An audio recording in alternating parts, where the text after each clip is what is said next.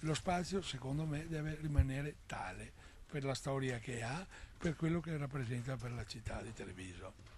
Il prato della fiera deve essere riqualificato ma non subire sostanziali modifiche rispetto al grande spazio aperto che è sempre stato.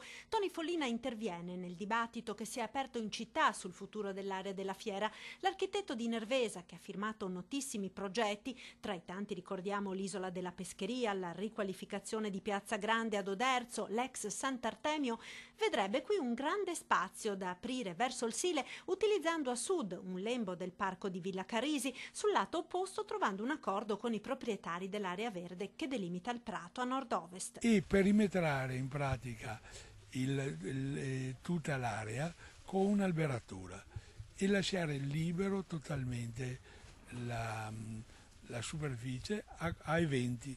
Opportunamente pavimentata, secondo Follina l'area dovrebbe ospitare continuamente eventi, le fiere di San Luca in primis, ma poi nel resto dell'anno rassegne e manifestazioni che la rendano viva. Gli eventi dovrebbero essere più continui, più organizzati, ma diciamo sempre all'aperto così. Io non credo a strutture stabili in questo luogo.